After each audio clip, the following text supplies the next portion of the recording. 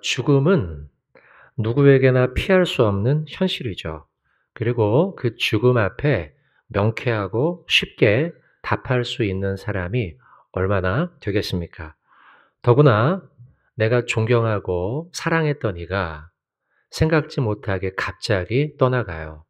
이 문제에 대해서 우리가 쉽게 말할 수 있는 사람은 없어요.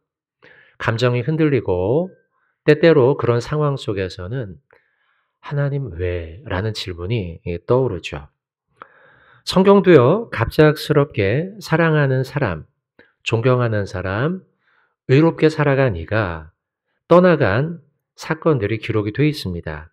그 중 하나가 사도행전 오늘 12장 야고보의 죽음입니다.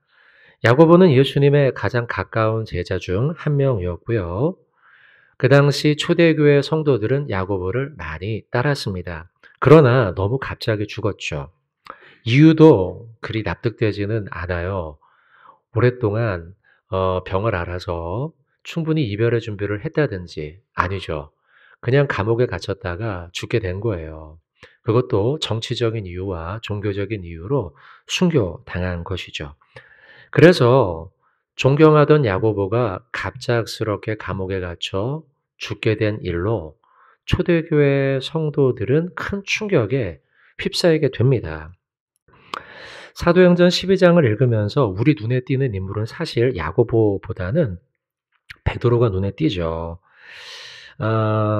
소설 작가가 마치 묘사를 하듯이 12장에 베드로가 감옥에서 어떻게 풀려나고 그가 어떻게 쇠줄이 풀려서 세문 앞에 다다르고 거기에서 착고가 뭐 등등등의 이야기들이 아주 소설처럼 기록이 돼 있어서 대부분은 12장을 베드로의 이야기로만 생각을 해요. 그래서 1절부터 3절 사이에 나와 있는 야고보의 죽음을 그냥 지나치듯 읽었던 거죠. 그러나 야고보 시대, 초대교회 시대 때는 이게 대략 AD 주후 44년경입니다. 이 일이요. 그래서 요때의 초대교회 성도들에게는 굉장한 소문과 굉장한 사건이라는 거죠. 죽었대, 죽었대, 죽었대. 진짜야, 진짜야, 진짜야. 어떻게 죽을 수 있어? 등등등의 큰 충격이 그들에게 있었다는 거죠. 사실 야고보는 초대교회에 상당한 영향력이 있는 인물이었어요. 그래서 방금 이야기한 것처럼 사람들은 그의 죽음을 두고서요. 정말 죽었다는 거야? 하나님께서 사랑하시는 야고보가 감옥에 죽는다니 말도 안 돼. 그런 분이 죽는다면 이런 질문까지 했을 거예요, 사람들은요. 하나님이 살아계신 건 맞아? 우리가 그렇게 감옥에 갇혀 있을 때 기도했는데 어떻게 죽을 수가 있어? 그 의로운 분이. 그리고요, 그들 가운데 두려움도 찾아왔을 거예요. 그런 분이 죽는다면 우리도 잡혀가 죽는 거 아니야? 라고요. 왜냐하면 사도행전 12장 3절을 보시면은 이 사건으로 인해서 연이어진 사건들이 벌어져요. 유대인들이 이 일을 기뻐해요. 이 일이 뭘까요? 그죠. 사람 죽었는데 좋아하더라는 거예요. 왜냐하면 당시에 분봉왕이었던 헤롯이 있었는데 헤롯이 정치적으로 이걸 이용해서 야고보를 잡아서 죽였어요. 근데 처음엔 걱정했겠죠. 기독교인들이 워낙 강해지고 있으니 만약 기독교인들이 이 일을 싫어해서 스트라이크를 일으키면 어떡하지? 이런 걱정을 했었던 거죠. 근데 의외로 기독교인의 반대편에 있던 유대인들이요, 막 박수를 치면서 좋아하는 거를 보고 헤롯이 용기를, 나쁜 용기죠. 나쁜 용기를 얻게 된 거예요. 그리고서는, 야고보만이 아니고 베드로도 잡아 죽여야겠구만. 했다는 거죠. 그러면 그 소문이 나서, 실제로 잡혀갔고, 이 소문이 나서 기독교인들은 두려움에 쌓였겠죠. 우리도 잡혀서 죽는 것이 아니야. 자, 그래서 빨간 글씨 했는데, 여러분, 존경하고 사랑하느니 한번 보여주시면, 네. 갑작스러운 죽음을 우리는 어떻게 받아야 하나요? 라는 거죠. 존경하고 사랑하느니 정말 의롭고 바르게 살았던 이가 이렇게 갑자기 떠나간다면 나는 그 문제를, 그 죽음을 어떻게 받아야 하느냐. 여기에 답을 좀 찾아보자는 거예요. 자, 제일 가장 중요한 해답이며 답변은요. 하나님의 주권에 대한 문제라는 거예요. 하나님의 주권은 내 생각보다 크다. 요게 지금 오늘 설교의 가장 중요한 핵심입니다. 하나님의 주권은 내 생각보다 크다는 것을 인정하는 거죠. 여러분, 하나님의 주권은요, 우리가 생각할 때 직장, 진로, 자녀, 재정, 뭐 이런 부분에 있어서 하나님의 주권이 있다는 걸 우리 인정하죠. 그죠? 인정해요. 그렇다면 동일하게 존경하는 이의 갑작스러운 죽음 역시도 하나님의 주권 안에 있다는 걸 우리는 마음속에 준비를 하고 있어야 된다는 거예요. 그래야만 그런 죽음을 앞에 두고서 직접 경험을 할 때 감정적으로 흔들리지 않을 수 있어요. 그리고 그 주권적인 하나님의 판단, 죽음에 대한 판단이죠. 이것은 나의 생각보다 크시고 선한 계획 가운데 있다라는 것을 우리가 마음속에 담고 있어야 되는 거예요. 오늘 사도행전 12장 야고보의 죽음을 왜 여기에 기록했을까? 사실 교회가 부흥하는 가운데도 때때로 죽음을 맞이한다는 거죠. 하나님을 믿는 신앙인이 막 많아지는 가운데도 그 가운데도 죽음은 언제나 존재한다는 거죠. 그리고 그 가운데는 하나님의 주권이 있으며 계획이죠. 그 계획과 주권은 내 생각보다 크고 선하다. 우리는 그걸 다 헤아릴 수 없다라는 거예요. 그래서 저는 이것을 가지고 오늘 세 가지 관점으로 좀 말씀을 드리는데 믿음, 소망, 사랑이라고 하는 세 가지 관점으로 이 문제를 좀 여러분과 나누고자 합니다. 첫 번째, 믿음이에요. 그 믿음은 어떤 믿음이냐? 하나님의 주권 가운데 있다는 믿음이라는 거예요. 삶과 죽음, 이것이 하나님의 손에 달려 있으며 하나님의 주권과 계획은 내가 이해하고 판단을 내리는 판단, 그것보다 훨씬 크고 선한 계획이라는 거예요. 왜 죽었지? 우리는 생각하지만 그러나 사실 그 뒤에는 수많은 하나님의 암시와 계획과 선함이, 주권이 담겨져 있다는 거죠. 이사야는 인간의 생각과 하나님의 생각이 다르다. 이걸 너희들 알아라. 하나님의 계획과 우리의 판단이 하나님 것과는 다르다. 이걸 인정하라. 그렇게 이야기를 해요. 사도행전 55장 8절로 9절의 말씀을 보시면 이렇게 말씀하죠. 내 생각이 하나님의 생각, 너희 인간의 생각 다르다. 하나님의 길, 인간의 길 다르다. 이게 진리다. 말씀이다라는 거예요. 이는 하늘이 땅보다 높음. 이거 당연하죠. 높죠. 같이 하나님의 길은 인간의 길보다 높고 하나님의 생각은 인간의 생각보다 훨씬 높다. 차원이 다르다는 거예요. 때때로 우리가 그런 생각을 해요. 하나님, 죽는 건 아니지 않아요? 어떻게 데려갈 수 있어요? 라고 생각할지 모르지만 그러나 그 역시도 우리는 인정해야 된다는 거예요. 하나님의 깊은 계획이 있기 때문이죠. 이에 대해서 사도 바울은 로마서에서 이렇게 말해요. 11장 33절에 깊도다.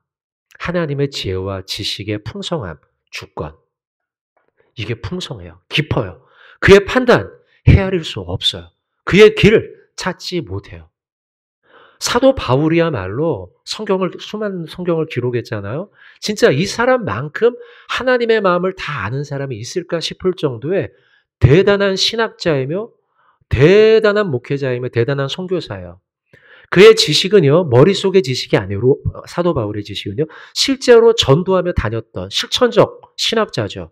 그리고 그는요, 누구보다 명석한 조직 신학자예요. 그럼에도 불구하고 그가 고백하기를 깊다. 나는 그걸 다 측량할 수가 없구나. 하나님의 지혜와 지식과 계획, 내 판단으로는 헤아릴 수 없구나. 하나님의 주권은 내가 다 알 수가 없구나. 라고 말하는 거예요. 여러분, 우리 가운데 내가 언제 태어나야지 알고 있던 사람이 누가 있어요? 우리 머릿속에 엄마 뱃속에 있을 때 내가 언제 태어나야지 계획을 갖고 이때가 제일 좋겠어. 그래, 봄이 좋아. 겨울이 좋아. 이런 사람이 있어요, 여러분? 없잖아요. 아무도 태어나는 때를 모르는 것처럼 내가 떠나갈 때도 알 수가 없다는 거죠. 성경 속에 갑작스러운 죽음을 맞이한 사건이 있는데 나사로 사건이 그렇죠. 어쨌든 나사로가 죽었는데 그 죽음을 대하는 마르다의 판단. 왜 죽었는가? 그 판단과 예수님이 그 죽음을 앞두고 대하는 판단이 다름을 보여줘요. 자, 이것은 우리에게 대비해야 돼요. 우리에게 적용해 봐야 돼요. 누군가가 사랑하는 이가 죽었어요. 그때 하나님이 대하는 판단과 우리의 판단이 다를 수 있음에 대한 것을 마르다의 사건을 보고 좀 보자는 거예요. 나사로가 죽었습니다. 살리고 싶었어요. 예수님께 전가를 보냈죠. 예수님 빨리 와주세요. 근데 예수님은 때를 기다리셨죠. 바로 가지 않으셨어요. 그리고 시간이 지나 하나님의 시간의 때에 찾아가십니다. 마르다는 너무 낙심이 되었어요. 죽은 걸 보고. 그리고 예수님께 약간은 좀 한풀이를 하죠. 예수님 빨리 왔더라면 죽지 않았을 텐데요. 근데 그러고 보면 그 여인에게 믿음이 없었던 건 아니에요. 우리처럼요. 그 여인에게 믿음이 있었죠. 예수님이 계셨다면 안 죽었을 텐데 이런 믿음이 그에게 있었으니까. 그것만으로도 대단하지만 죽음 앞에 그녀의 감정이 흔들리면서 요런 표현을 써요. 그럴 줄 알았어요. 이렇게 될 걸 알아요. 아나이다. 요한복음 11장 22절이에요. 예수님이 뭐라고 말씀하시자 그 여인은 그러나 나는 이제라도 주께서 무엇이든지 하나님께 구하시는 걸 하나님이 주실 줄 압니다. 아나이다. 이런 말을 하고요. 또 11장 24절에도 예수님이 뭐라고 답을 해요. 살아날 거야. 뭐 이런 말씀을 하시니까 마르다가 또 이야기하죠. 예, 마지막 날 부활할 때 다시 살아날 줄 내가 아나이다. 안다는 표현을 해요. 근데 예수님은요. 그 여인에게 아나이다로는 안 돼. 믿어야 돼. 여러분 지식적인 냉철함이요 경고할 것 같지만 중요한 순간 감정적인 흔들림 딱 하면은요 우리의 지식은 쉽게 깨져버려요. 그러니까 우리가 죽음을 대할 때 지식적으로 그럴 줄 알았어가 아니라 하나님에 대한 주권의 신뢰, 믿음 이게 우리에게 필요하다는 거죠. 그래서 예수님께서는 마르다에게 아는 걸로 안 돼. 믿어야 돼. 라고 하며 요한복음 11장 25절로 26절에 말씀하셔요. 끝에 보세요. 네가 믿느냐. 25절에도 나를 믿는 자는 믿음에 대한 요구를 하고 있다는 거죠. 죽음에 대해서 믿음을 요구하고 있다는 거예요. 어떤 믿음이요? 비록 그가 죽었지만 이 모든 것이 하나님의 손과 주권 안에 있다. 야고보 죽었지? 많은 성도들이 낙심하고 있어요. 그때 알았어가 아니라 이 모든 것이 하나님의 주권 안에 가장 선한 길로 인도함 가운데 있는 거야 라고 하는 믿음. 이 믿음을 우리가 지금부터 견고하게 세워가야 된다는 거예요.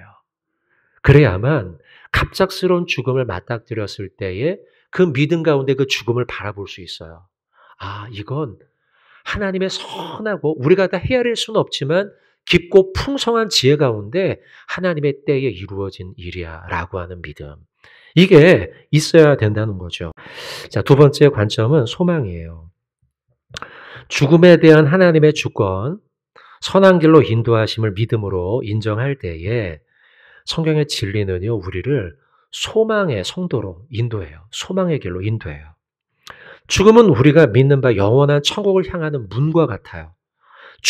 성도의 죽음은 끝이 아니라, 육신의 끝이 아니라 하나님의 계획 속에 영광의 길로, 영광의 하나님의 나라로 인도하는, 통과하는 문과 같은 거죠. 그런 의미에서 새로운 시작이에요. 그리고 그 시작을 대할 때 우리는 모든 시작이 마찬가지인 것처럼 소망을 갖게 돼요. 천국의 삶이 시작이 되는구나. 소망.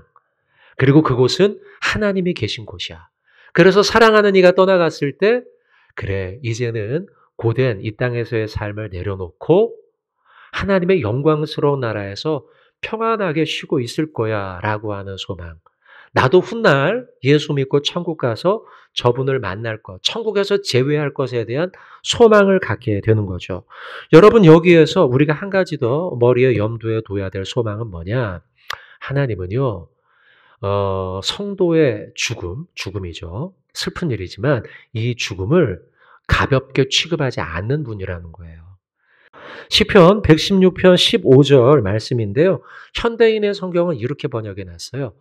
여호와께서는 성도의 죽음을 어떻게 보셔요? 소중하게 보셔요. 야고보의 죽음 쉽게 죽게 한 게 아니라는 거예요. 큰 계획 속에 소중하게 다루신다는 거죠. 또한 요거를 공동 번역으로는 이렇게 번역해 놨습니다. 같은 구절인데요. 야훼께 충실한 자의 죽음. 야고보야말로 그렇죠. 여호와께 참 충성되게 살았잖아요. 그런 그의 죽음은 하나님께 귀중하다는 거예요. 그러니까 하나님 앞에 충성했던 야고보 그리고 하나님 앞에 성실하게 살아갔던 우리 성도의 삶 이 성도의 삶을 하나님은 소비적으로 처리하지 않고 소중하고 귀중하게 여기시면서 그의 죽음을 이끌어 가신다는 것이죠. 여러분, 사도 바울은 자신 스스로도 삶과 죽음을 오가며 그런 소망을 봐요. 내가 죽더라도 하나님이 이루실 어떤 일들을 바라보면서 죽음은 그저 끝이 아니라 무엇인가가 이루어질 것에 대한 소망함이 사도 바울에게 있어요. 그래서 죽음을 볼 때 소망적으로 바라봤다는 것. 이 일은 여러 성경 속에 나옵니다. 빌립보서 1장 21절에 보면 이는 내게 사는 것이 그리스도니 죽는 것도 유익하다. 죽으라 이 말이 아니고요. 죽음 역시도 나는 겸허하게 받을 수 있으며 소망으로 볼 수 있다. 이런 관점인 거죠. 고린도후서 5장 1절도 마찬가지예요. 만일 땅에 있는 우리의 장막집이 무너지면 내 육신이 죽는 거죠. 그러면 하나님께서 지으신 집, 하늘나라에서 새롭게 있게 될 우리의 몸이죠. 그것이 영원한 집이 우리에게 있는 것을 나는 소망하고 있다라고 하면서 소망 있게 바라봤다는 거예요.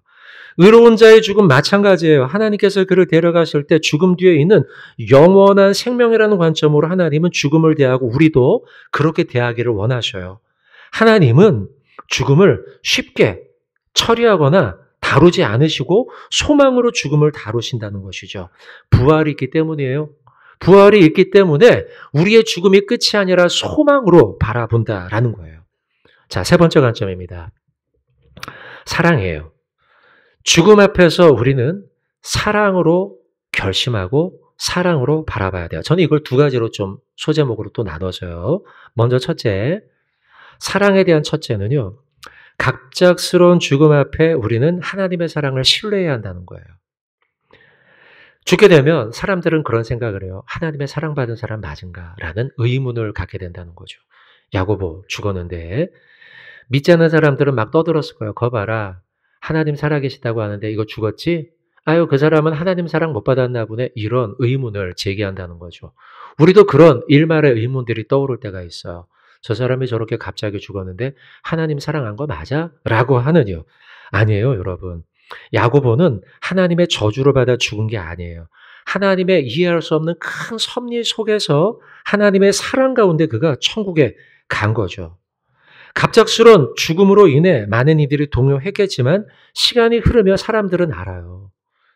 저희는 하나님의 사랑을 받은 가운데 떠나가구나 라고요. 사도 바울 역시요. 비록 그가 죽을지라도 누군가가 죽을지라도 그 사랑은 결코 끊어지지 않는다고 말해요. 그게 로마서 8장 38절로 39절인데요. 보시면 내가 확신하노니 사망이나 로마서 8장 38절입니다. 39절 사망이나 생명이나 천사들이나 등등등 39절 등등등 이 모든 것들이 내 삶에 벌어질지라도 우리를 예수 안에 있는 사랑에서 끊을 수 없다는 거예요. 여러 가지 일들이 벌어지면 우리는 이 퀘스천 마크가 떠올라요. 아, 그런 일이 벌어졌는데 하나님이 진짜 사랑한 거 맞나? 라고요. 사랑하는 이가 이렇게 죽었는데 하나님이 사랑한 거 맞나? 내가 존경하던 이가 저렇게 의롭게 살던 이가 죽었는데 그를 하나님이 사랑한 게 맞나? 라고요. 근데 성경에 뭐래요? 사망이나 죽음, 그 죽음, 그리고 등등등 그 어떤 것도 사랑에서 끊을 수 없다. 야고보의 죽음 역시 마찬가지예요. 로마서의 말씀을 읽으면서 성도들은 생각했을 거예요. 그래, 야고보 죽었을 때 너무 슬펐지만 하나님의 사랑에서 그를 끊을 수가 없지 라고요.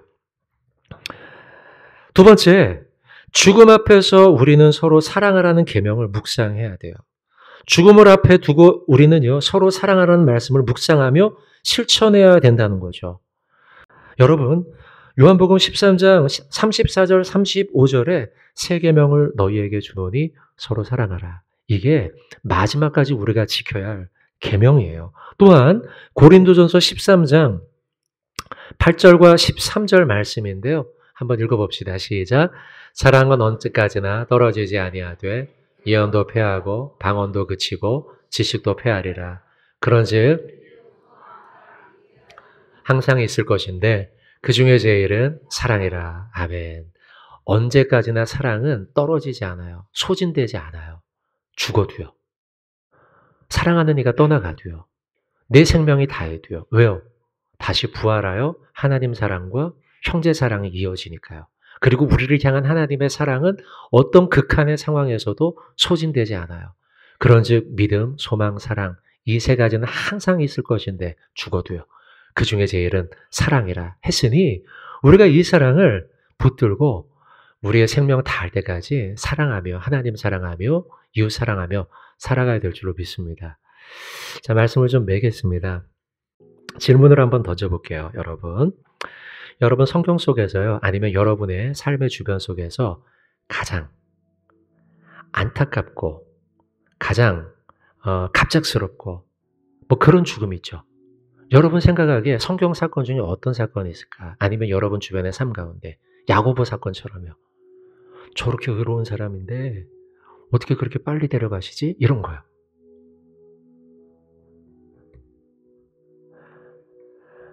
저는 가만히 생각하다가 하나님 아버지가 그러지 않았을까?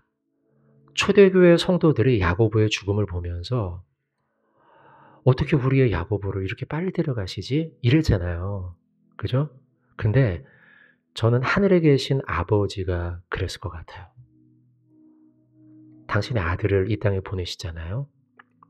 갑자기 근데 막 좀 기적도 베풀고 막 하다가 갑자기 사람들이 십자가에 못 박으라 하더니 빌라도 법정에 갑자기 쓰게 되고, 사실 얼마 전까지만 해도 예수님은 거의 로마의 왕이 될 뻔한 분이었죠. 엄청난 지지와 사람들의 존경과 사랑을 받았던 인물이에요. 소망을 받던 인물이죠. 그런데 그랬던 아들 예수님이 갑작스럽게 그 정쟁에 휘말리게 되고, 갑작스럽게 재판을 받게 되고, 갑작스럽게 골고다에 오르신 거예요. 정말 아버지 하나님이야말로 얼마나 큰 충격에 휩싸였을까. 예수님이 십자가에 달리시죠. 십자가 위에서 아래를 내려보셨어요. 밑에 누가 있어요? 어머니 마리아. 예수님도 얼마나 눈물이 났을까, 인간으로서. 그러면서 요한에게 부탁하잖아요. 나의 어머니가 너의 어머니다. 너에게 부탁한다. 그 어머니, 인간 아들 예수님이 십자가에 달린 걸 쳐다보면서 얼마나 큰 충격에 휩싸였겠습니까? 내 아들, 나쁜 짓 한 번 한 적이 없는 우리 아들. 과거에 예루살렘에서 학자들과 정말 뛰어난 논쟁을 벌이고 수많은 사람들을 배부르게 하고 병든 자를 고쳐줬던 훌륭한 내 아들. 왜 떠나가지? 얼마나 큰 충격에 마리아가 휩싸였겠어요. 그러나 그때가 가장 시의적절한 때였어요. 예수님은 아셨어요. 이 잔을 옮겨주세요 했지만, 그러나 하나님의 때에 저는 가겠습니다. 하나님의 때. 우리는 로마서의 말씀처럼 깊도다. 하나님의 그 깊고 그 지혜를 다 알 수가 없어요. 하나님의 주권을 다 이해할 수 없어요. 그러나 하나님의 때, 그때가 가장 적절한 때인 거예요. 그래서 아들 예수가 십자가에 죽으신 거죠. 사람들은 처음엔 야고보의 죽음을 받아들이지 못했어요. 예수님의 죽음, 마리아 받아들이지 못했어요. 그러나 시간이 지나자 그의 죽음이 얼마나 값진 죽음이며 그의 죽음이 얼마나 하나님의 크고 원대한 주권 가운데 있는 것인가 사람들은 받게 되죠. 그리고 여러분, 그 혜택을 우리가 보고 있는 거예요. 사랑하는 성도 여러분들, 오늘 저와 여러분들은 죽음에 대한 세 가지의 말씀을 봤어요. 믿음으로 하나님의 주권을 인정해라. 그리고 그 죽음이 불행한 것이 아니라 소망이며 하나님의 뜻이 있다. 그리고 세 번째, 그 죽음을 사랑으로 실천해라. 말씀을 봤습니다. 바라기는 이와 같이 성숙한 그런 저와 여러분, 죽음을 받아들이고 죽음을 대하고 준비하는 저와 여러분 되시길 주님의 이름으로 부탁을 드립니다.